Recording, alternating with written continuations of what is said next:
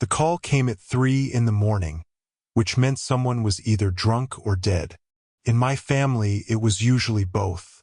I fumbled for my phone in the darkness of our Denver bedroom, careful not to wake Emma sleeping beside me, and saw my stepfather's name glowing on the screen like an accusation. Richard Blackwood. Even after 15 years, I still couldn't call him Dad. The word would stick in my throat like a bone, refusing to be swallowed or spit out. Nathan. His voice was steady, controlled, the way it always was. Richard Blackwood didn't do emotions. He processed them, filed them away in whatever dark cabinet he kept his humanity. Your mother passed an hour ago. The hospice called. I thought you should know. The words hit me like cold water in the face, even though I'd been expecting them for months. Cancer didn't care about preparation. It took what it wanted when it wanted, just like Richard had taken my mother from us all those years ago. My name is Nathan Cross. I'm 38 years old, and I work as a forensic accountant in Denver, finding the lies people hide in numbers, the secrets they bury in spreadsheets and tax returns. It's fitting, really. I've spent my whole life looking for truth in places that were designed to conceal it, trying to solve puzzles that didn't want to be solved. But that morning, sitting in my suburban bedroom with my stepfather's voice delivering news I'd been dreading for months, I felt like a child again. Lost, unmoored, desperate for a mother who'd chosen her second husband over her first family so completely that even her death felt like another abandonment. Nathan? Are you there? I'm here, I managed, my voice rougher than his, human in a way his never was. When's the funeral? Saturday, 2 o'clock, Riverside Memorial. A pause that felt calculated. Sarah's already here. She flew in from Portland yesterday when the doctors said it would be soon. Sarah, my younger sister, the artist who'd fled our family dysfunction for the Pacific Northwest the moment she turned 18. We'd barely spoken in years, communicating mainly through birthday texts and Christmas cards that said everything except what needed saying. Our relationship had become a series of polite lies. Hope you're well.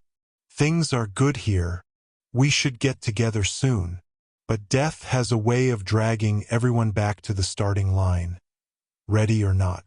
I'll book a flight, I said, already running through the logistics. Time off work. Someone to watch the house. What to tell Lily about death and grandmothers and why we didn't visit more often. Good. Your mother would have wanted. He stopped himself, and for a moment I thought I heard something human in the silence. But no, Richard Blackwood didn't do vulnerability any more than he did emotion. Well, she would have wanted you both here. Would she? I wondered as I hung up. Or had she spent the last 15 years wanting whatever Richard wanted, thinking whatever Richard thought?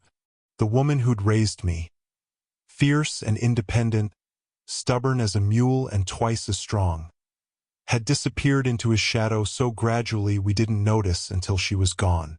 Like a magic trick performed in slow motion, where knowing how it's done doesn't make it any less tragic. Emma stirred beside me, her hand finding mine in the darkness. Bad news. My mother died. She sat up immediately, pulling me into her arms. Emma understood complicated families. Her own father had walked out when she was 12, leaving behind 3 kids and a mortgage that nearly broke them. She knew how grief could be tangled up with anger, how love could coexist with resentment. I'm so sorry, honey. When do we leave? I leave tomorrow. You and Lily should stay here. She pulled back to look at me, her face barely visible in the light from the alarm clock. Nathan Cross, if you think I'm letting you face your family alone, you've forgotten who you married. I had to smile at that, even through the beginning of grief. Emma was 5'2" and looked like she'd blow over in a strong wind, but she had a spine of steel and a protective streak a mile wide. She'd stood up to my family's polite coldness at our wedding, refused to be intimidated by Richard's wealth or Linda's, my mother's passive aggression. What about Lily? A funeral's no place for a 7-year-old. She needs to say goodbye to her grandmother, and you need us there. We're a family, Nathan. We face things together. Family. Such a simple word for such a complicated concept. I lay back down, staring at the ceiling, trying to reconcile the mother I remembered with the woman who just died in Richard Blackwood's house. When had she stopped being mom and started being Richard's wife? When had Sarah and I stopped being her children and become, what? Obligations? Reminders of a life she'd rather forget? The flight to Kansas City was delayed twice, giving me too much time to think in uncomfortable airport chairs. Lily handled it better than I did, absorbed in her coloring book, occasionally asking questions that cut straight to the heart. Why didn't we visit Grandma more? She lived far away, sweetheart. But we visit Grandma Emma, and she lives far away too, out of the mouths of babes. I looked at Emma for help, but she just raised an eyebrow. Your family, your explanation. Grandma Linda was sick for a long time, and sometimes when people are sick, it's hard for them to have visitors. Was she sick in her body or her heart? Jesus. 7 years old and already seeing too much. Maybe both, baby. Maybe both. Sarah was waiting at the rental car counter, looking like she'd aged a decade in the 5 years since I'd seen her. Her artist's hands were paint-stained, nails bitten down to the quick. Her dark hair was longer and wilder than our mother would have approved of, streaked with premature gray that she hadn't bothered to hide. She hugged me hard, and I smelled turpentine and grief and something else. Fear? Anger? With Sarah, emotions had always run deep and dark, like underground rivers you could drown in if you weren't careful. Nathan. God. It's good to see you. She pulled back, noticed Emma and Lily. Is this? My wife, Emma. And this is Lily. I put my hand on my daughter's head. Lily, this is your Aunt Sarah. Sarah knelt down to Lily's level, and I saw our mother in the gesture. Mom had always done that, made herself small to meet us where we were. Hi, Lily. I like your dress. Is that Elsa from Frozen? Lily nodded shyly. Mommy said I should wear something pretty for Grandma. Sarah's face crumpled slightly before she caught herself. That was very thoughtful. Your grandma loved pretty things. We loaded into the rental car, Sarah giving directions to the hotel. She'd been in town for 3 days already, she explained, staying at Richard's house. The words came out bitter. How was she? I asked. At the end. Sarah was quiet for a long moment, staring out the window at the flat Kansas landscape.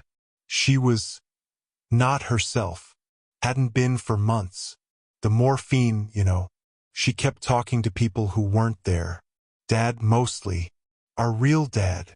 I felt Emma's hand squeeze my knee from the back seat. She knew about my father. Dead when I was 12, leaving behind a crater in our lives that Richard had eventually filled with money and control. She asked for you, Sarah continued. Kept saying she was sorry. Richard told her you were coming, but I don't think she believed him. I don't think she believed anyone anymore. What do you mean?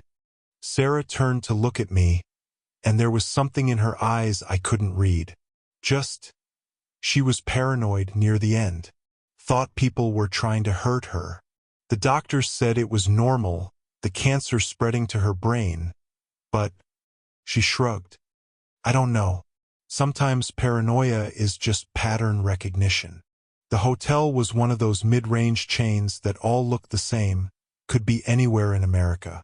We checked in, got Lily settled with cartoons and snacks, then sat in the lobby bar. Sarah ordered whiskey neat. I stuck with coffee. Emma got wine and kept one eye on the elevator, ready to run if Lily needed her. Tell me about the last few months, I said. Sarah took a long pull of whiskey. I came out in May when she first went into hospice. Stayed a week. She was still herself then, mostly. Weak but lucid. We talked about Dad, about you, about the old house on Maple Street. Remember the tire swing? I did. Our father had hung it from the big oak in the backyard. Spent a whole Saturday making sure it was perfect. Mom had brought out lemonade and sandwiches, and we'd eaten lunch in the grass like a normal family. 6 months later, he was dead. She said she regretted things, Sarah continued. Choices she'd made. I thought she meant marrying Richard, but when I pressed, she changed the subject. Started talking about the weather. Was Richard there? Always. Hovering. He'd bring her tea every night. The special blend, he said, helped with the pain. She'd drink it and within minutes she'd be out of it. Confused. Mumbling. Once she grabbed my hand and said, "Don't trust him, clear as day." Then she saw Richard in the doorway and started talking about needing new curtains. Emma and I exchanged glances. Did you tell anyone? The doctors. Tell them what? That my dying mother didn't trust her husband of 15 years? They'd already written her off as delusional. And Richard, he's very good at being the devoted spouse. Everyone at the hospice loved him. So attentive, they said. So caring. But you don't think he was? Sarah finished her whiskey, signaled for another. I think Richard Blackwood has never done anything in his life that didn't benefit Richard Blackwood, including marrying our mother. The funeral was everything our mother wouldn't have wanted and everything Richard required. Expensive flowers that would die within days. A mahogany casket that cost more than our father had made in a year.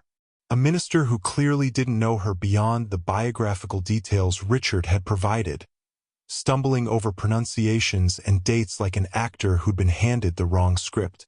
The woman he described, devoted wife, loving stepmother, pillar of the community, bore no resemblance to the mother who'd taught me to ride a bike in the Kmart parking lot, who'd stayed up all night when Sarah had pneumonia, reading her stories in funny voices, who'd sung Motown while making pancakes on Sunday mornings, dancing around our tiny kitchen like it was a stage.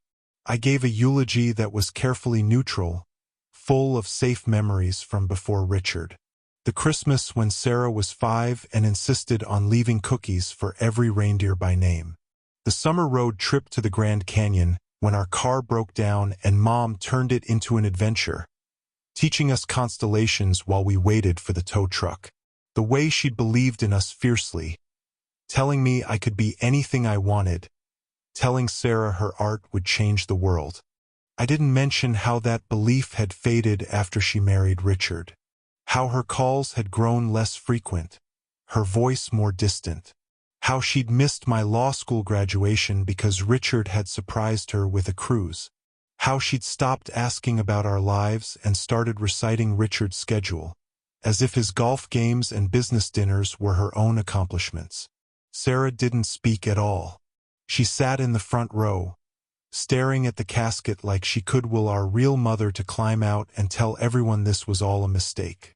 Lily sat between Emma and me, swinging her legs and drawing in a notebook we'd brought to keep her occupied. I glanced down once and saw she'd drawn a woman with angel wings. "That's Grandma," she whispered. "She's flying now." The reception was at Richard's house, of course. The colonial monstrosity he'd moved my mother into after their wedding. 5 acres of manicured perfection designed to impress rather than comfort. I'd been there exactly 3 times in 15 years, and each visit had left me feeling like I needed a shower to wash off the fakeness. Richard's colleagues and golf buddies murmured condolences while eating catered finger sandwiches and checking their phones. They all looked the same to me. Prosperous men in their 60s and 70s with younger wives and older money. I noticed how none of our mother's old friends were there. How her sister, our Aunt Claire, left after 15 minutes with tears in her eyes. I caught Claire at the door. "Leaving already?" She hugged me hard. smelling like the same perfume she'd worn since I was a kid. I can't stay here, Nathan. This place, these people. This isn't your mother. I know. Do you? She pulled back, studied my face. She wanted to see you, these last few years. But he always had an excuse. She was tired. They were traveling. It wasn't a good time. I think he liked keeping her to himself. Claire. She isolated her. Claire interrupted, her voice fierce. That man isolated her from everyone who really loved her, made her dependent on him. And now she's gone and we never got to say goodbye. Not really. Not the way we should have. I wanted to argue, to defend my mother's choices, but I couldn't. Because Claire was right. The isolation had been gradual but complete. Missed birthdays explained away. Phone calls that grew shorter and less frequent. Always with Richard's voice in the background, managing her life like one of his business ventures. She sent me something, Claire said suddenly, glancing around to make sure no one was listening. A few months ago, a letter. Said if anything happened to her, I should give it to you and Sarah. Where is it? In my car. She stopped, looking over my shoulder. I have to go. He's coming. I turned to see Richard approaching, his expression perfectly composed. The grieving widower, every hair in place, every emotion under control. Claire, he said smoothly, thank you for coming. Linda would have appreciated it. Linda would have appreciated a lot of things, Claire said, not bothering to hide her contempt, like seeing her children more, having her family around her. Dying in a place that felt like home instead of a museum. Richard's smile never wavered, but something flickered in his eyes. Grief makes us say things we don't mean. I understand. I mean every word. Claire turned to me. Call me later, Nathan. We need to talk. She left, and Richard watched her go with an expression I couldn't read. Your aunt has always been emotional. Linda found it exhausting. My mother loved her sister, I said. Your mother loved many people who weren't good for her, Richard replied. It was one of her weaknesses. Shall we go back inside? The partners from my firm are eager to meet Linda's son, the forensic accountant. Of course they were. Even at his wife's funeral, Richard was networking. I followed him back into the house, watching him work the room like a politician. The devoted husband, stoic in his grief. Several women, friends of my mother's, supposedly, approached me to sing Richard's praises. How dedicated he'd been. How he'd barely left her side at the end. How lucky Linda had been to have him. He brought her tea every night, one woman gushed. His own special blend. Said it was the only thing that helped her sleep. I found Sarah in my mother's room, standing at the window that overlooked the backyard. The view was spectacular. Richard had paid for the best of everything. But it wasn't the view from our old house, where you could see the neighbors' laundry and hear their kids playing. This was beautiful and sterile, like everything in Richard's world. Find anything? I asked. She gestured to the room. Look at it. Does this look like Mom to you? I looked around properly for the first time. Everything was beige and cream, expensive and anonymous. No photos except professional portraits. No books on the nightstand. Mom had been a voracious reader. No sign of the woman who'd collected beach glass and pressed flowers, who'd kept every art project we'd ever made. It looks like a hotel, I said. Exactly. She lived here for 15 years, Nathan. Where is she? Where's any sign of who she really was? Maybe she changed. Sarah whirled on me. She didn't change. She was erased. Piece by piece, year by year, until there was nothing left but Richard's wife. She opened the closet, pushed past designer dresses to the back. But look, a shoebox, duct taped shut, shoved behind shoes that still had tags on them. Sarah had already opened it. Inside were photos from our childhood, her wedding ring from our father, a dried corsage from her high school prom, report cards, art projects, baby teeth in tiny plastic boxes. "She kept them," Sarah whispered. "Of course she kept them," Richard said from the doorway. We both jumped. He moved so quietly, appeared so suddenly. How long had he been listening? She had difficulty letting go of the past. He continued, entering the room like he owned it, which I supposed he did. I tried to help her move forward, but he shrugged elegantly. "Some people prefer to live in yesterday." "These are memories of her children," Sarah said, clutching the box. "Of her life." "Her former life," Richard corrected. "She had a new life here, a better life. I gave her everything she could want. Except her family. I was her family. And I was here, which is more than can be said for either of you." The accusation hung in the air like smoke. Sarah's face flushed, but I put a hand on her arm. This wasn't the time or place. "We should go," I said. "Thank you for hosting the reception, Richard." "Of course. Family takes care of family." His smile was sharp. "Such as it is." We left that afternoon, Sarah to a motel. She couldn't stay another night in that house, and Emma, Lily, and I to our hotel. Lily was exhausted, falling asleep in the car, and Emma carried her up to the room while I helped with the bags. "That was awful," Emma said once Lily was tucked in. "That house, that man. No wonder you stayed away." "I should have tried harder," I said. "Should have insisted on seeing her more." "You tried, Nathan. Every time you called, he had an excuse. Every visit you planned, something came up. That's not coincidence. That's control." I knew she was right, but the guilt gnawed at me anyway. My mother had died surrounded by strangers in a house that wasn't a home, and I'd let it happen because it was easier than fighting Richard's polite stonewalling. My phone rang. "Sarah, can you meet me? Without Emma? There's something I need to show you." I looked at Emma, who nodded. "Go. Lily and I will order room service and watch Disney movies." Sarah was waiting at a diner on the outskirts of town, the kind of place that served coffee in heavy white mugs and called everyone honey. She'd changed out of her funeral dress into jeans and an old sweater, looking more like herself.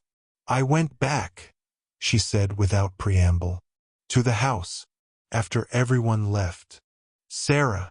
"I know, but I had to. Nathan, I've been thinking about what Mom said. About not trusting him. About the tea. What if she wasn't paranoid?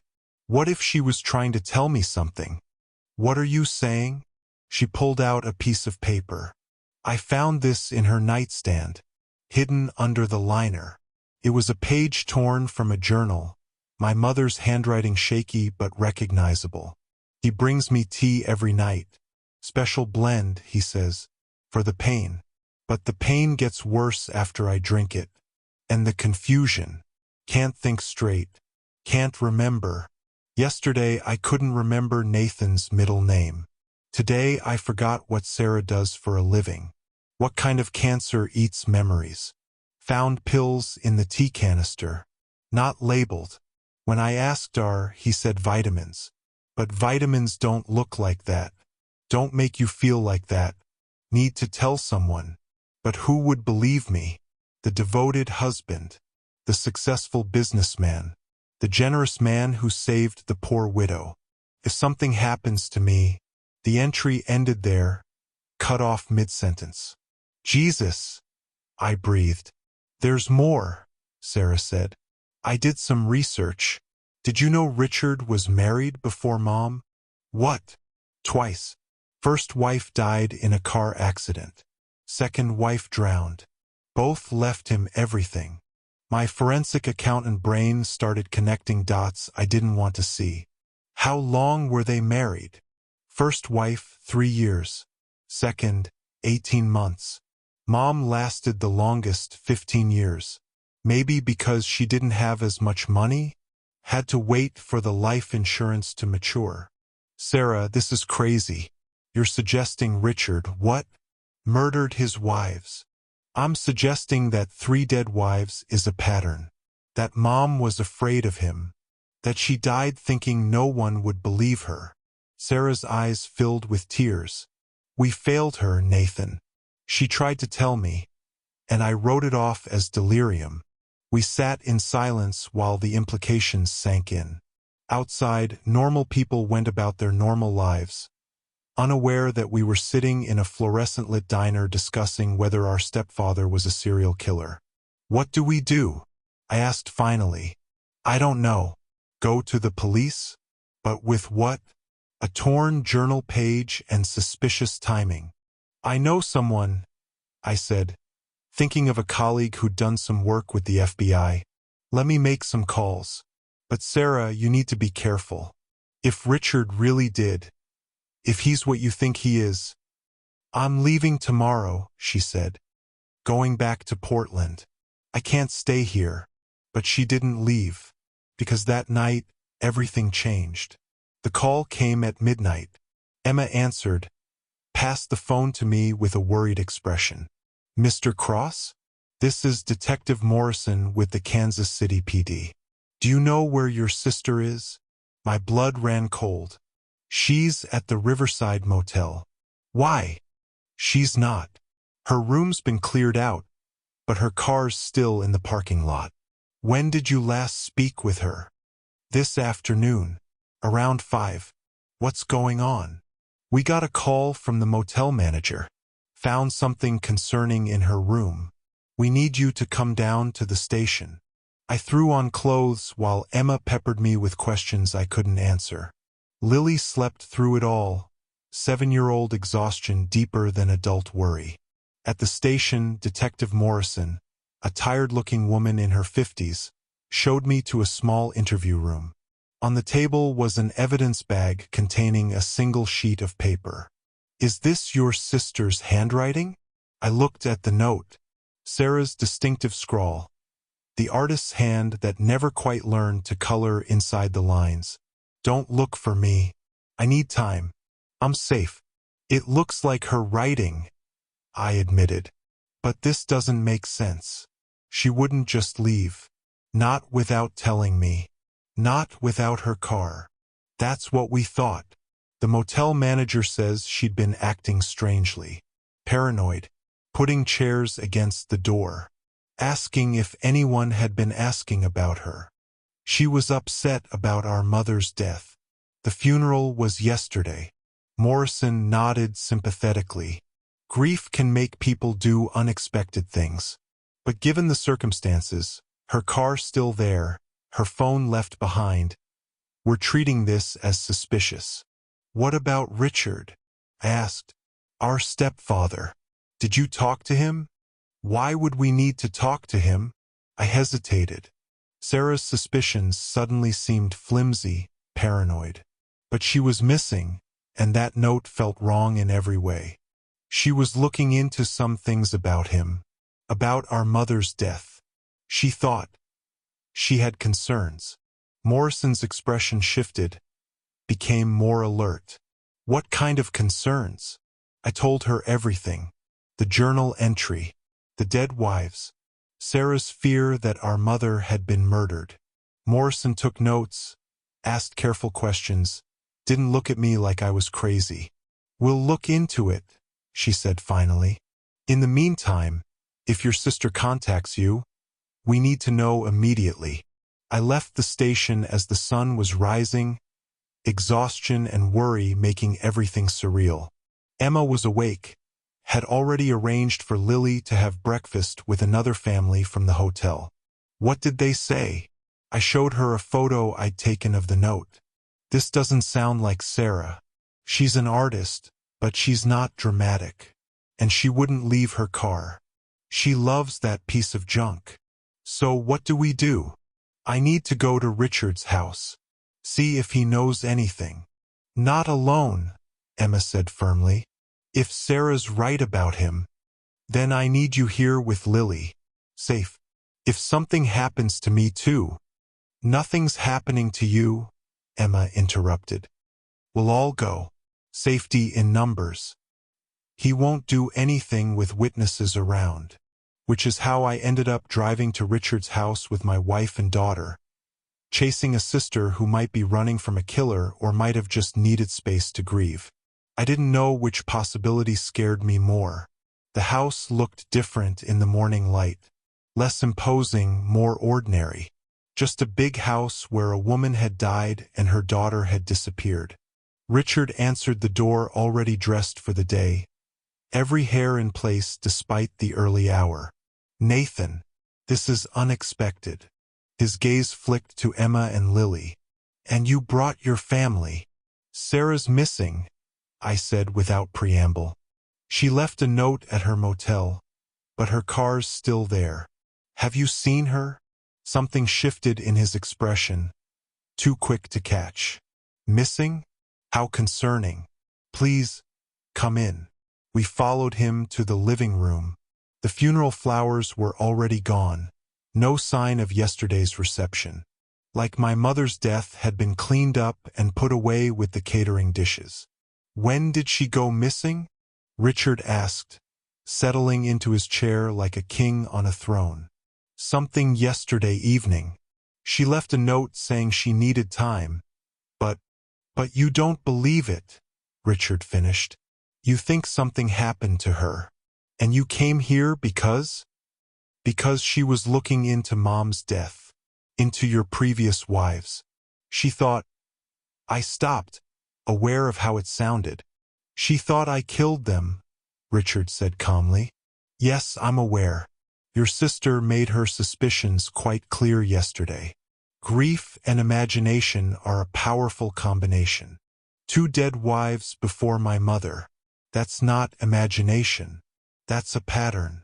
That's misfortune, Richard corrected. Margaret died in a car accident. Icy roads, a tragedy. Diane drowned in our pool. She'd been drinking, another tragedy. Life is full of tragedy. Nathan, surely you know that. And my mother? Died of cancer. Unless you're suggesting I somehow gave her cancer. Lily tugged on Emma's sleeve. Mommy, I need to use the bathroom. Down the hall, second door on the right, Richard said, that grandfather smile appearing. Would you like me to show you? I'll take her, Emma said quickly. Too quickly. Richard noticed. While they were gone, I studied my stepfather. Really looked at him for the first time in years. He was 73 but looked younger, fit from golf and good living. His hands were steady, his eyes clear. He didn't look like a killer. But then they never do they? Your sister was troubled, Richard said. I tried to help, but she was convinced I was some sort of monster. Yesterday, after you left, she came back. Broke into my study. I didn't report it. Family, after all. But I did ask her to leave. She broke in. The lock was damaged. I have it on security camera if you'd like to see. She was quite agitated, going through my files, making wild accusations. I was patient, but when she started destroying property, he shrugged. I had to insist she leave. What was she looking for? Evidence of my murderous nature, I suppose. She seemed particularly interested in my financial records, the life insurance policies, as if having life insurance makes one a killer. Emma and Lily returned, Lily clutching a piece of paper. Mommy, look what I drew while we were waiting. It was the bookshelf again. The same one she'd been drawing at the funeral. Tall, glass-doored with ornate carvings. But this time she'd added something, a door behind it. That's pretty, sweetheart, I said. Where did you see this bookshelf? In Grandpa Richard's special room, Lily said. He showed me yesterday when everyone was being sad. He said it was a secret. The temperature in the room seemed to drop 10 degrees. Richard's expression didn't change, but something in his posture shifted. Children have such imaginations, he said. Lily, I said carefully, tell me about the special room. What was in it? She shrugged, already losing interest. Just stuff. Boxes and pictures. Smelled funny. Can we get ice cream? Soon, baby. I looked at Richard. What room is she talking about? My study has a storage area. Old files, tax records.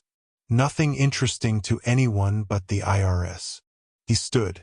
I'm afraid I have appointments today. Perhaps we could continue this another time. It was a dismissal, polite but firm. We left because what else could we do? Break down his door? Search his house by force? But as we drove away, I couldn't shake the feeling that we were leaving something important behind. Something vital. We need to go back, Emma said once Lily was distracted with her tablet. Tonight, after he's asleep. Emma, your sister found something in that house. Something that scared Richard enough to make her disappear. We need to know what. And if he catches us, then we call the police. Make a scene. Force them to search properly. She grabbed my hand. Nathan, your mother is dead. Your sister is missing. How many more people does he get to hurt before someone stops him? She was right. God help me, she was right. So we made a plan. Dropped Lily with the hotel babysitting service. Told them we were going to a late dinner. Dressed in dark clothes like cat burglars in a bad movie. The house was dark when we arrived except for a light in the master bedroom. We parked down the road, approached on foot. The French doors to the study were locked, but YouTube University had taught Emma well. 5 minutes of fumbling with lockpicks and we were in. The study smelled like leather and old paper, Richard's sanctuary of masculine perfection. I used my phone's flashlight, looking for the bookshelf from Lily's drawing. There, Emma whispered. It was exactly as Lily had drawn it. We ran our hands along the edges, feeling for a catch or lever. Nothing. Then Emma pointed to a book that stuck out slightly from the others. The Count of Monte Cristo. When I pulled it, there was a soft click. The bookshelf swung inward on silent hinges. The smell hit us first. Not death, I'd have recognized that. This was mustier chemical, like a darkroom or a laboratory. I found a light switch and what we saw made my stomach drop. The room was maybe 10 by 12 feet. One wall was lined with filing cabinets, each labeled with a woman's name. Margaret, Diane, Linda, and at the end, newest-looking Sarah. Oh my God! Emma breathed. The opposite wall held monitors and recording equipment. But it was the third wall that made bile rise in my throat. Photos, hundreds of them, all of my mother, some recent showing her sick and frail, others going back years. Photos taken without her knowledge, sleeping, bathing, changing clothes, living her life while being watched by the man she'd married. He was stalking her, Emma said, in her own home. I opened the filing cabinet marked Linda. Inside were medical records, not just from her cancer treatment, but going back years. Annual physicals, blood tests, prescription records, and at the back, a folder marked Project. Inside were research papers on untraceable poisons, articles about inducing cancer in laboratory animals, a timeline that started 3 years ago, 2 years before my mother's diagnosis. Notes in Richard's precise handwriting. Increased dosage. Subject showing fatigue. Blood work normal. Increase interval. First anomalous result. Success? He gave her cancer, I said, the words not feeling real. He actually gave her cancer. Emma was at the monitors, headphones on. Nathan, you need to hear this. She handed me the headphones. It was my mother's voice, weak but clear. Can't prove it, but I know. The tea. He brings me tea every night. Started when I got the diagnosis. So caring, he said. So devoted. But I'm getting worse so fast. Faster than the doctors expected. And the others. I found out about the others. Margaret. Diane. Louise. There was a Louise before Margaret. All dead within 2 years of marrying him. I should have seen it. Should have protected my children. But I was so tired of being alone. And he was so. The recording cut off. The timestamp was 2 weeks before she died. There are dozens of recordings, Emma said. All of her. He was recording everything. I moved to Sarah's cabinet with trembling hands. Inside were photos from the last week. Sarah at her motel. At a gas station. At an ATM. The last photo was dated yesterday evening. Sarah approaching Richard's front door. She came here, I said, after she left the diner. She came here and never left. That's when we heard footsteps above us. Slow. Deliberate. Richard was awake. Emma grabbed my hand. We go. Now. But I was staring at Sarah's file. At the last document. A receipt for industrial lie. Dated yesterday. The same day Sarah disappeared. She's here, I whispered. Sarah's still here. Somewhere in this house. The footsteps were on the stairs now. Emma was pulling me toward the exit, but I couldn't leave. Not without knowing. The basement, I said. There has to be a basement. Nathan, we have to go. But I was already moving, deeper into the secret room. There, another door painted to match the wall. I yanked it open. Stairs leading down into darkness. Who's there? Richard's voice, calm as ever, from the study. I plunged down the stairs, Emma behind me despite her better judgment. The basement was finished, carpeted, normal. But there was another door, steel reinforced with a keypad lock. The code, Emma hissed. We need the code. I thought frantically. What would Richard use?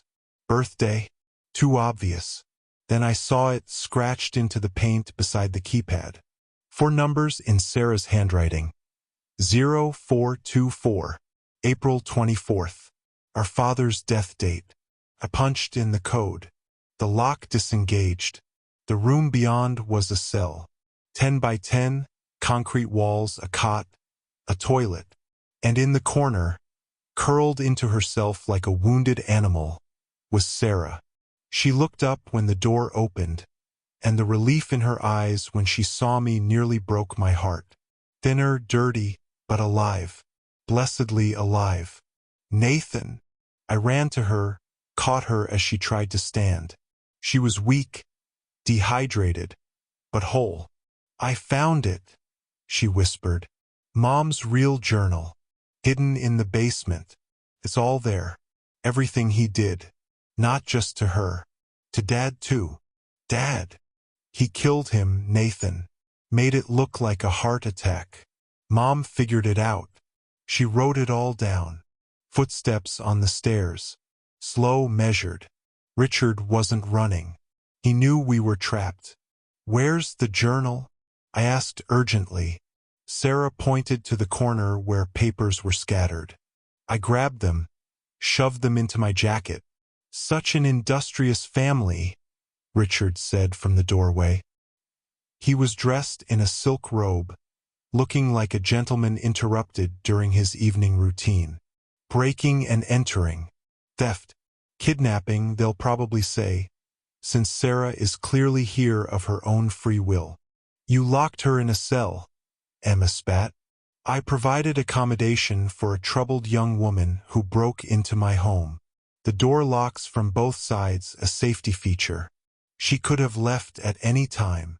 Liar, Sarah croaked. You drugged me, locked me in here, said I'd rot like Mom did. Prove it, Richard said simply. Your word against mine. A grieving daughter who's already shown signs of instability versus a respected member of the community. Who do you think they'll believe? He was right. Even with the room, the recordings, the files, he'd spin it. explain it away. Men like Richard always did. The recordings, I said. Mom's voice. The files on all your wives. Personal mementos of loved ones lost. And private medical records I kept to remember their struggles. Unusual, perhaps, but not illegal. He smiled, that cold, perfect smile. You see, Nathan, the difference between us is that I think ahead. Every contingency planned for. Every possibility accounted for. Except one, Emma said. She was holding her phone, and I realized with a start that it was glowing. Recording. Live streaming, she said. To my cloud, my sister's computer, and about 6 other places. Has been since we found the room. Smile, Richard. You're on candid camera. For the first time since I'd known him, Richard Blackwood's composure cracked. Just for a moment, but we all saw it. The mask slipping, revealing something ugly underneath. You stupid little... Emma wagged the phone. Anything you say can and will be used against you. Isn't that how it goes? No one will believe. They'll believe the room, I interrupted. The files. The recordings. The fact that you had my sister locked in your basement. They'll believe the research on poisons, the timeline of my mother's death. They'll believe because once they start looking, really looking, they'll find more. Won't they, Richard? More wives. More bodies. More secrets. He took a step into the room, and for a moment I thought he might actually attack us. But then we heard it, sirens. Getting closer. I called 911, Emma said. About 10 minutes ago. Told them we'd found a woman imprisoned in a basement. They're very interested. Richard looked between us, calculating. Then he smiled, that same charming smile that had fooled my mother, fooled everyone. Well played, he said. Though you might want to ask yourselves, if I'm capable of all this, what makes you think I didn't plan for this possibility too? He turned and walked calmly up the stairs. We heard his footsteps cross the floor above, heard a door close. Should we follow him? Emma asked. No, I said. Let the police handle it. We need to get Sarah out of here. We helped Sarah up the stairs, through the secret room with its horrible gallery, into the study just as the police burst through the front door. The next hours were a blur of questions, statements, evidence collection. They found Richard in his bedroom, dressed in his finest suit, dead from what looked like a massive overdose of the same poison he'd been giving my mother. On his desk was a note. I loved them all. Everything I did was out of love. Even in death, he was trying to control the narrative. The investigation that followed was massive. They found evidence of at least 6 murders, possibly more. Richard had been marrying and killing women for 30 years, perfecting his methods, choosing victims who were vulnerable, isolated, or estranged from their families. He'd study them for months, sometimes years, before making his move. My mother had been his longest project, the one he'd been most careful with. They found the real journal Sarah had mentioned, hidden in a wall safe in the basement. My mother had documented everything in heartbreaking detail, not just Richard's crimes, but her own guilt at bringing him into our lives, her growing realization that she'd married a monster, her desperate attempts to protect us by pushing us away, knowing Richard would hurt us if we got too close to the truth. But the worst revelation was about our father. Richard had indeed killed him, poisoned him at the hospital where my mother worked, making it look like a heart attack. He'd been planning it for months, watching our family, choosing my mother as his next victim. Our father's death had just been step 1 in a long-term plan. 23 years, I told Emma one night, after another day of police interviews and media attention. He stalked our family for 23 years, killed our father, married our mother, slowly poisoned her while playing the devoted husband. And we just let it happen. You didn't let anything happen, Emma said firmly. You were children, and when Sarah needed you, you saved her. That's what matters. Sarah stayed with us in Denver while she recovered. She'd been in that cell for 4 days, living on bottled water and protein bars Richard had provided. He'd wanted her alive, at least initially. The psychological damage was harder to quantify. She had nightmares, jumped at shadows, couldn't stand small spaces. But she was also stronger than any of us had realized. She testified at the inquest with a clear voice, detailing Richard's confession to her in the basement. How he'd bragged about his cleverness, his patience, his ability to hide in plain sight. How he'd told her she should be grateful. He'd given her mother 15 good years before the end. He really believed it, she told me one day, sitting in my backyard watching Lily play, that he was doing them a favor, giving them love and comfort before he killed them. In his mind, he was some kind of angel of mercy. He was a psychopath, I said. Yeah, but a patient one, careful one. How many other Richards are out there, do you think? Marrying lonely women, isolating them, slowly destroying them while everyone applauds what a devoted husband they are. I didn't have an answer for that. The house was sold to developers who planned to tear it down. Good riddance. But first, Sarah and I went back one last time to collect our mother's things. Her real things, not the expensive clothes and jewelry Richard had bought her. We found them in the attic, boxes Richard probably didn't even know existed. Our baby clothes, photo albums from before, love letters between our parents, artwork Sarah had made in elementary school, report cards and Boy Scout badges, and all the detritus of a life lived before Richard's shadow fell over it. She saved it all, Sarah said, holding a Mother's Day card she'd made when she was 6. Even when he was erasing her, she saved us. At the bottom of the last box was an envelope addressed to both of us in our mother's handwriting. Inside, a letter dated just a month before her death.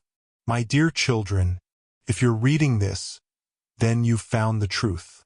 I'm sorry for all of it, for bringing Richard into our lives, for pushing you away when I should have pulled you closer, for being too weak to fight back until it was too late. But mostly I'm sorry for not telling you every day how much I love you, how proud I am of the people you've become despite everything. Nathan, my serious boy who always tried to fix things that couldn't be fixed. Sarah, my wild artist who saw beauty even in darkness. You deserved a better mother, a braver mother. I know Richard will probably outlive me. He's very good at what he does. But I also know that someday, somehow, the truth will come out. It always does. And when it does, I need you to know that every choice I made, even the wrong ones, I made out of love. Misguided, perhaps. Foolish, certainly. But always love. Take care of each other. Find happiness despite what happened to us. Live the lives I couldn't give you. All my love, Mom. We cried then, Sarah and I, in that empty attic in that horrible house. Cried for the mother we'd lost twice, once to Richard, once to death. Cried for the father we barely remembered. Cried for the years stolen from us by a man who'd turned murder into an art form. But we also found something else in that attic. Connection.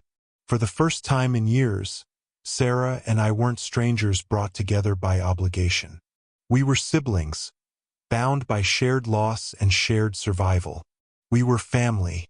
The memorial service we held for our mother, our real memorial, not Richard's performance, was small.